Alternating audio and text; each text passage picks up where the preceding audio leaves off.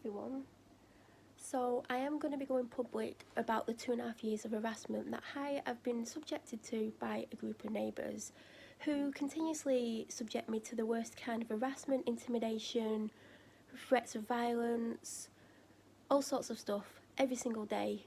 I'm at breaking point. My mental health is at its lowest it's ever been. My physical health is constantly harmed. My life is constantly harmed. I mean, I ring the police and they tell me to lock myself in the house, then they don't turn up. My dog's scared to go outside because of what's going on, and she's a dog that likes to be outside all the time. I've been in contact with Steph Arms from the neighbourhood team. She's the chief inspector. She's fully aware, she's been aware for months. Been in contact, telling her what's going on, how it's affecting me, giving her the logs, the police logs, giving her the evidence. There's evidence constantly going to the police of constant crime. Not little crime. Now, if something happens repeatedly, it is called an harassment. Now, the police are fully aware of this, and they're fully aware that I am being targeted every single day. They know it's affecting my life, they know it's affecting my mental health, they know it's affecting my physical health. It's not just affecting me, it's affecting my dog, it's affecting other people that live on the street who aren't necessarily targeted. And the police are fully aware of this, they get the evidence, and they choose to protect certain people on the street. Now, I'm not the only one who's of the same mindset about this, that if we did these things, we'd be arrested, we'd be made examples of, yet people are constantly committing crimes, constantly targeting me, other people are being targeted, and people are being affected as a byproduct of me being targeted. Now, you know, I've begged the chief inspector to help me, I've given her evidence, I've told them that the neighbourhood team basically won't do anything. The neighbourhood team don't ring me, they don't contact me, they don't deal with crime. Now, I know it's crime because not only do I get log numbers, I get crime logs. Now, the police are meant to then contact me and then take a statement off me. They're not willing to take a statement off me because they're not willing to deal with any crime against me. Now, if the crime was against someone else, the police would probably go, do you know what, we're going to have to take a statement. But because it's me, they don't want to help. They don't want to stop what's happening to me. They know I've been suicidal. They know I've actually tried to take my own life on numerous occasions because of what I'm being subjected to. But what do the police do? They sit back and allow it to continue. Now, I've been more than patient with this Steph Arms, Hurst, whatever she wants to call herself, because it's a different name on every single one. But she's doing nothing to help, nothing at all, and I keep saying, this is happening, here's the evidence. It's actual evidence of actual crimes. And she, as a chief inspector, should be looking at this and going, why is my team not dealing with this? Why is Catherine, the inspector, not dealing with it? Why is the sergeant not dealing with it? Well, we all know the sergeant doesn't like me, so we know exactly why she's allowing it to continue. But, you know, a chief inspector's job is to oversee what her teams are doing and, like, bring them to task if they're not doing their job and they're not protecting someone they class as a vulnerable adult, because they do class me as a vulnerable adult. And she's reading these emails off me where I'm stressed out and I'm upset and I'm scared and I'm so down that I don't know what I want to, like most days I don't even want to wake up because of how I'm being made to feel every single day. I am having the worst anxiety attacks that I've ever had in my life. Even like when nothing's going on, I'm having anxiety attacks because I know at some point something's going to happen. And when I say when nothing's going on, it's very rare for nothing to actually go on. And I beg her, I send emails, my dad sent emails, my dad has rung her. Because I do have a number. Does anyone want the chief inspector's phone numbers? Because I've got both landline and mobile. I mean, she's a public servant, so if you want to speak to her, let me know.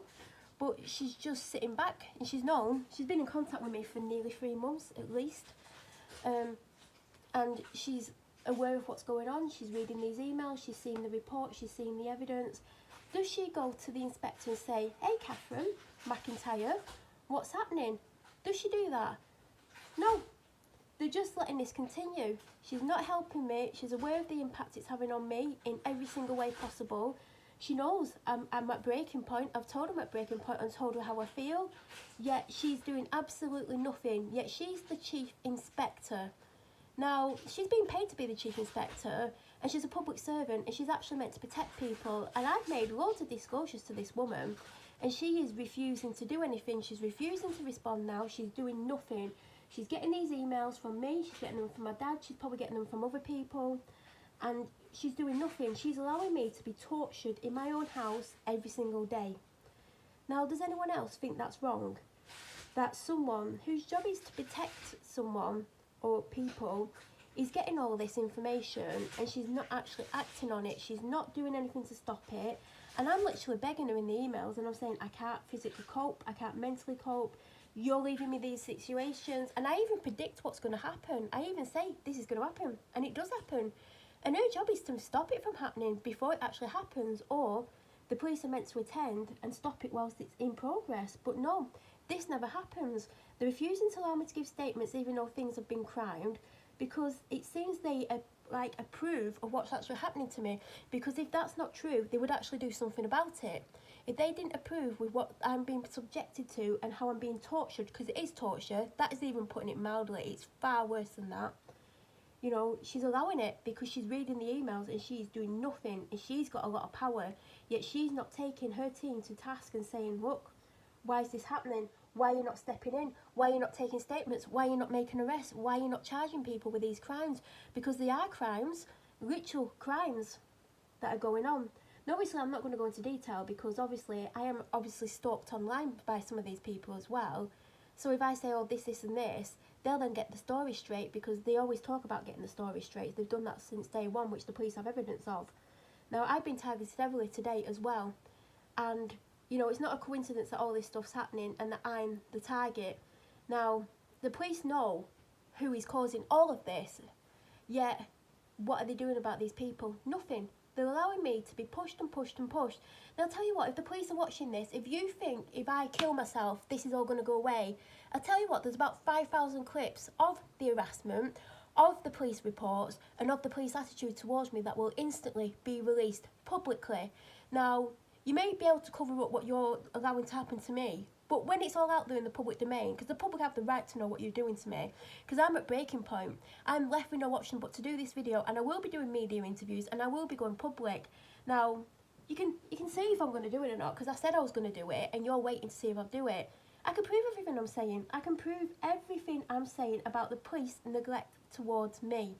I've got the emails from you, I've got phone calls from you, I've got everything to prove that I have begged you, I have given you evidence of crimes, hundreds of crimes, not just a couple, hundreds of consistent crimes. Now, what are you doing? You're protecting people. You're not protecting the victims here, you're protecting the perpetrators. Now, I'm pretty sure that's not how the police is actually meant to work. You're actually meant to solve crimes, which I've given you the evidence for. It's not like you have to do much work to solve these crimes. You're just not dealing with it, and you're pushing me and pushing me and pushing me. You know I've been suicidal, you know I'm physically unwell, you know every single day I'm pushed to my limits to where I don't want to live anymore. I have nightmares about it when I go to sleep, and sleep is something I don't get much of, but when I do sleep, I'm having nightmares about these people who are harming me daily, yet the police, no, we're not going to help you because we don't like you. And you don't know what I know why we don't like you? Because you tell the truth. You come on here and you tell the truth about us. Now, actually, police, if you actually did your job, I wouldn't have to need to speak about you at all. I'd be going, oh, do you know what? The police actually did the job. They've helped me, and it's all stopped. They've sorted it. They've dealt with the people the way they're meant to deal with the people. But no, they're not dealing with the people. They've had 2.5 years, because this has gone 2.5 years, you know. I've had my life stopped for 2.5 years. I'm scared to leave the house. I was trapped in the house for 9 months because people were stood outside my house for 9 months thinking it was funny to intimidate me and scare me, talk about me. People that have never seen me or spoken to me in my life felt it was acceptable to believe lies and stand outside my house and make my life a living hell. I was too scared to go in the kitchen because it's at the front of the house and they would stand there. I'd get so desperate for like even just painkillers, I'd crawl across the kitchen floor after being stuck out the kitchen for 12 hours just to get pain relief. I couldn't eat all day because I couldn't go in the kitchen because they were out there. I couldn't drink, and I was literally crawling across a dark room because I couldn't put a light on because then I'd be targeted even more because they'd be like, oh, she's in that room, we'll go and stand there. And I would sit on the cold stairs at night, scared to move, scared to put any lights on, scared to let them know where I am because I'd be targeted more. And the police all know this. The police have got evidence of all this, but the police have done absolutely nothing. And this is Darwen neighbourhood team led by Sergeant Lisa Scorrer. Since she went there, nothing's happened. More and more crimes been allowed to happen. Before that, Sergeant Sean Pearson, he was helpful. He wanted to help. But Lisa Scorrer, as soon as she went there, nope, don't want to know, don't want to help Melanie. She's had it in for me since day one, and that's my personal opinion, and I'm saying what I believe to be true, because since she joined, she has not done anything, and she's allowed constant crime. She ruled my dad up and said, and my dad's like, this is happening, and she's like, well, that's a crime. If you provide proof, we'll be able to do something about it. We provide proof, and it's ignored. So you tell me whether or not you think Sergeant Lisa Scorrett is actually trying to help, because she says one thing, she gets the evidence, and then she doesn't do anything about it. So, you know, apparently, according to Lisa Scorrett, she phoned me last year. Yeah, last year. She didn't.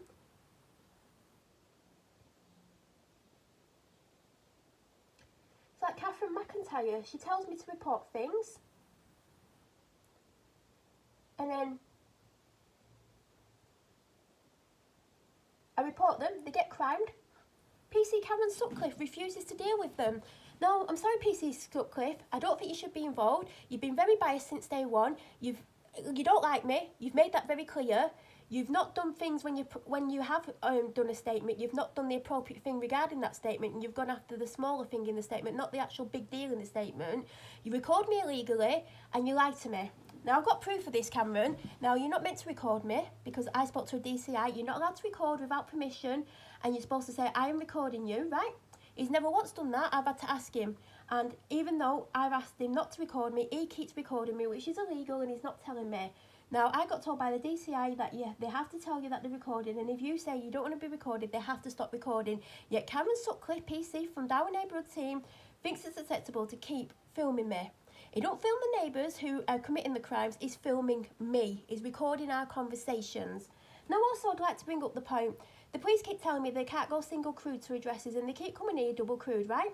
They know I have severe anxiety surrounding the police because I was bullied by a DC called Melissa Chadwick. The police have had letters off my doctor about my severe anxieties because of how the police have made me feel. Yet they tell me, and I've got proof of this, if you want me to put the proof on the internet, I'm more than happy to do so.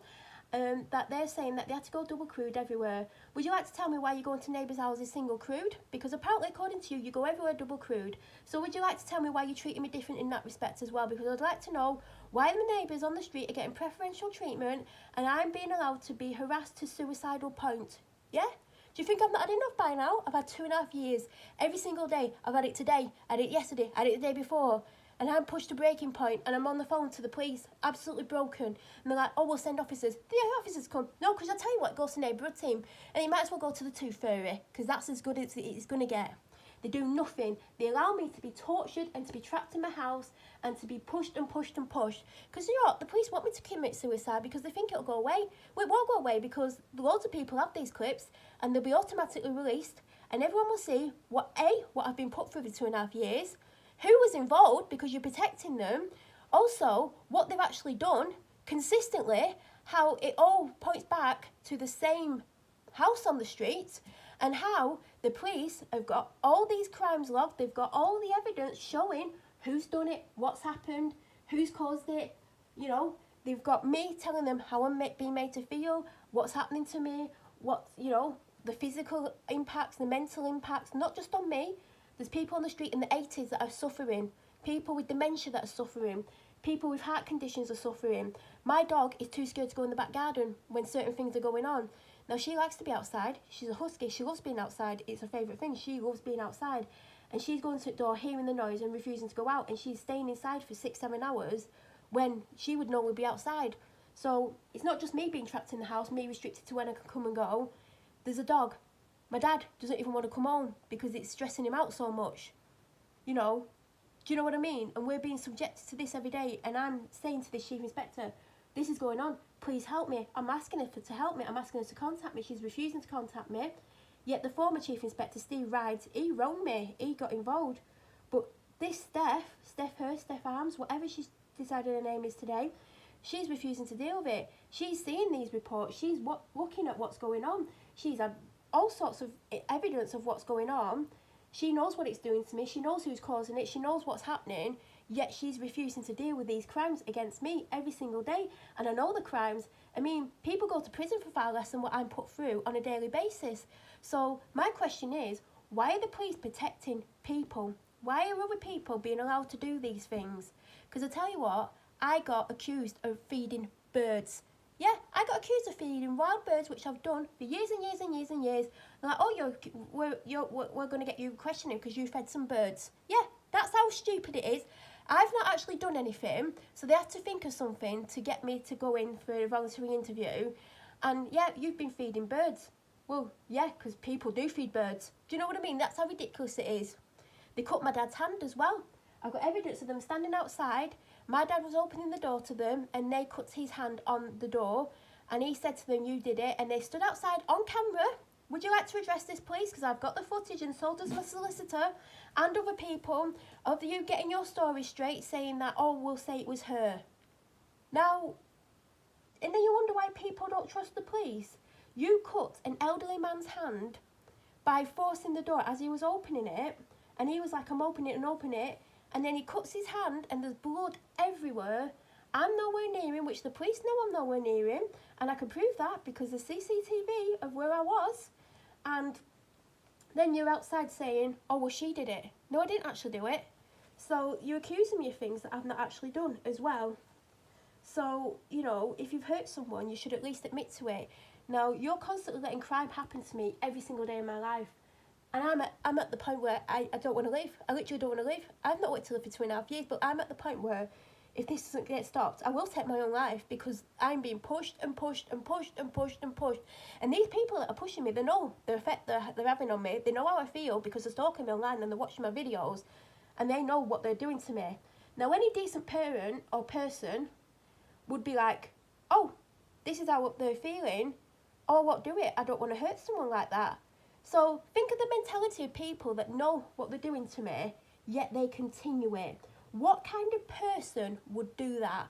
What kind of person would make someone suicidal, a nervous wreck, scared to leave the house, scared to be in the house, have nightmares, struggle with sleep, like not cope with life at all, and you know that, yet would you carry on? What kind of person would carry on doing more and more and more every day, knowing that you're doing this to that person, knowing that they're trapped in the house because of your behaviour and other people's behaviour? How, you know, what type of person would carry on? This is a question that we should be asking. What type of person would do this every single day, knowing the impact it's having on me? Think of the type of person that would do that. Yeah? There you go. That's the type of person or people, because there's more than one person doing this. These are the type of people that are affecting me on a daily basis, that they're doing it again and again and again. And there's crimes being committed, and I can't say what the crimes are because we all know they'll get their little story straight. Well, I've got evidence, so get your story straight as much as you want. I have evidence. I don't do anything to them. I don't leave the house. I don't speak to them. I don't look at them. I do nothing. Yet they won't leave me alone no matter what I do. When I was trapped in the house for 9 months, did they leave me alone? No, they stayed out there doing more and more and more, laughing about it, laughing about how I was suicidal, laughing, saying they hoped that I slashed my wrists. Well, yeah, you were making me feel that way. Do you know what I mean? And they're making fun of it. They're making fun like, oh, she's hiding, and then they laugh. They'll think it's funny that I'm hiding from them. Now, what kind of people do that? Do you know what I mean? People that have never seen me before, which they admit to the police, they've admitted to the police and never spoken to me, yet they're outside doing that. What kind of person or people do that? This is what I'm living with every single day. And I make these people, like I tell the police, this is happening, this is happening, this is happening. What do the police do? Nothing. I give them evidence. What do the police do? Nothing. You know, I make disclosures to the police, things that people, like the police, would take seriously. PC Karen Sutcliffe, would you like to tell everyone what I discussed to you on the phone and you talked over me and refused to deal with it? It's something very serious that you're meant to deal with and you refused to. And as soon as you recorded the conversation, there's evidence there, isn't there, Cameron? Yeah. No one wants to help me because I speak out about the police. Now, I wouldn't need to speak out about the police if they help me. Now, I've left this months and months and months. I've been asking this Steph, the chief inspector, I've been asking her for many months to help me. I've been saying, this is happening, you know, here's the evidence. Help me, please help me. Please stop this, please do something about it. What does she do? Nothing. Absolutely nothing. Why not pay the neighbours to do it? Because, you know, it seems to be their full-time job to do this to me. Every single day, I ask for help. No help at all. I'm like, I'm going to go to the papers. And they think I won't.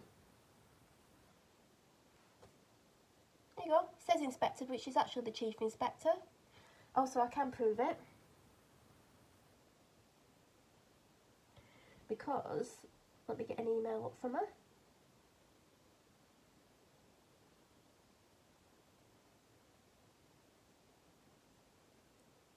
I will hide a phone number. I don't know how I'm going to hold this because you're going to see part of the email. Hold on. Oh God, I can't.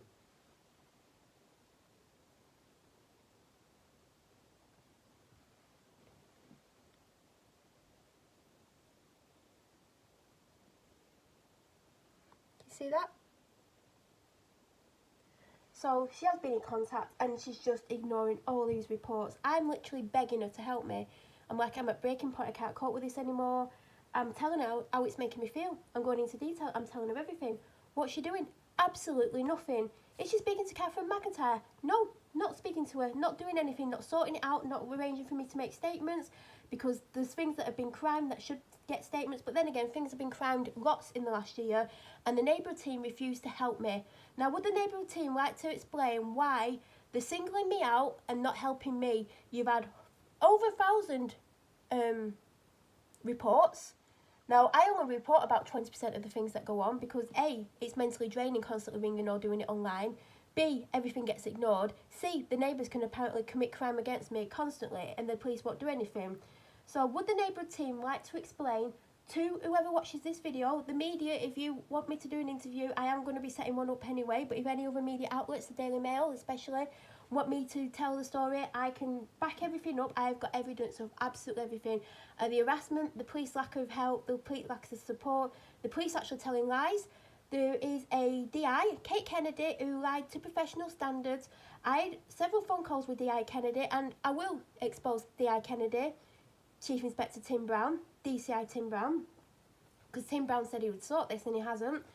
I made a disclosure to DI Kate Kennedy, and she never got back to me, even though she'd arranged to come and see me, right?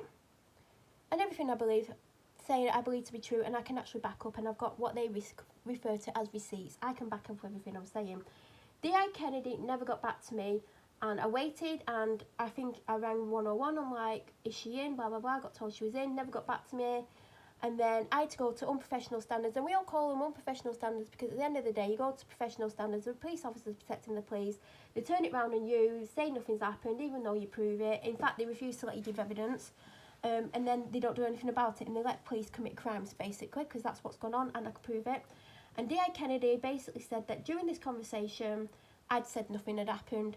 Now, D.I. Kate Kennedy, I recorded that conversation because I thought it was the neighbourhood team ringing me, because I always used to record the neighbourhood team because of the lack of help and how abusive some of the phone calls were. PC Stainton constantly having me in tears, stressing me out, and continuously carrying on stressing me out, knowing he was making me severely stressed out and wanting to end my life. But there you go.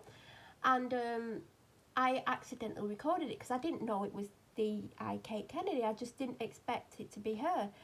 And I actually had the recording, and that's been given to several people to prove what was said. And I basically told her what had happened. Well, I didn't tell her in detail because she said, I'll stop you there, I don't want you to go into too much detail, I'll arrange to come and see you. She's like, I'm on nights next week, and when I've got some downtime, I'll come and see you. That's what she said to me. Now, she told professional standards or unprofessional standards that during this conversation, which professional standards know I recorded, but they refused to allow me to give evidence, then siding with Kate Kennedy. So don't go to professional standards, go to the IOPC if you're going to complain about the police. And Kate Kennedy said that I'd told her that nothing had happened. Now, Kate, I recorded that conversation where I told you something did happen. Now, the fact that this DI has actually lied like that, you know, there's no words for it, and I don't understand why she would do that. But then the police want you to tell the truth, and they want you to trust them. Now, what I disclosed to Kate Kennedy was 2 years ago, and I've since been trying to do a statement on that for 2 years. Now, would D.I. Darren Irving like to explain why he has also made me feel like he is bullying me, why he's affected my mental health, why he tells me he's going to contact me, and why he doesn't? Would you like to tell me that? Or would we like to talk about DCI Tom? DCI Tom, who got on the phone and was very shouty with me and wouldn't let me say much, right? Would DCI Tom like to talk about that? Would he? Now, Darren Irving was meant to contact me last week. Now, I told Darren Irving, because you know how the police like to go to the papers and talk about their team and, you know, how wonderful they are.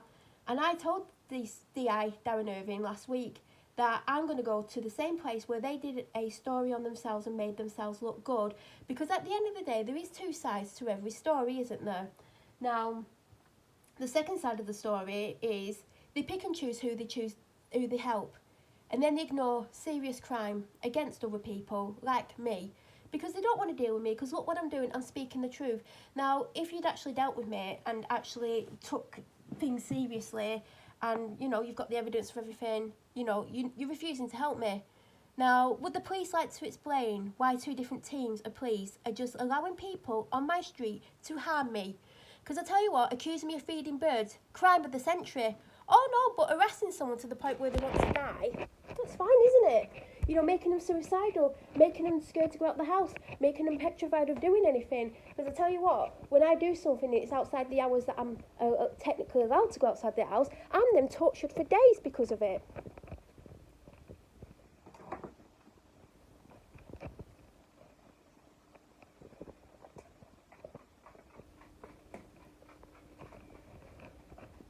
So, can everyone see what's happening?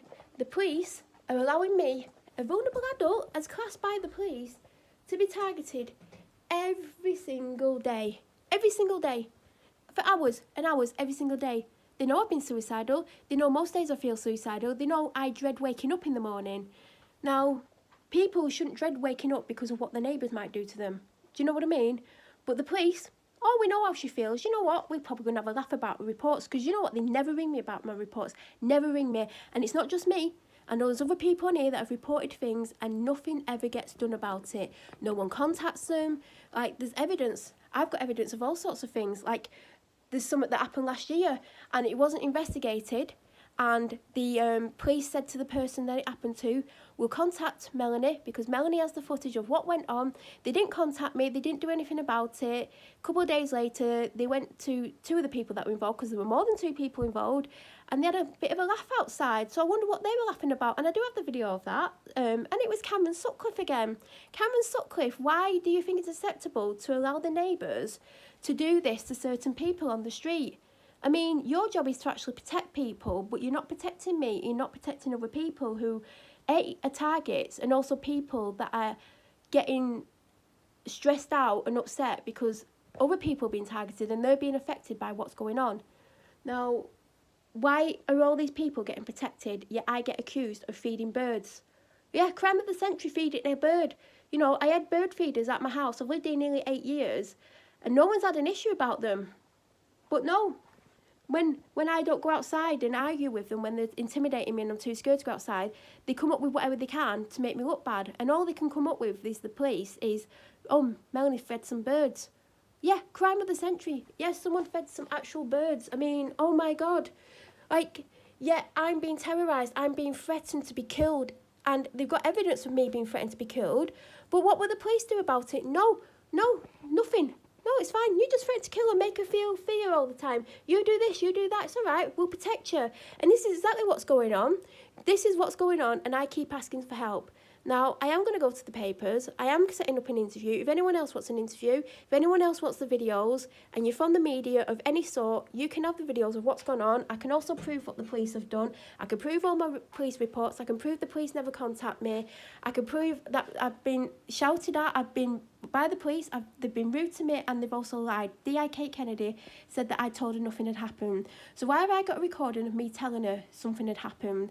Now, you know, the police like evidence, and Tim Brown, DCI Tim Brown, I said I won't do anything about this video involving Kate. Now, this was nearly a year ago, right?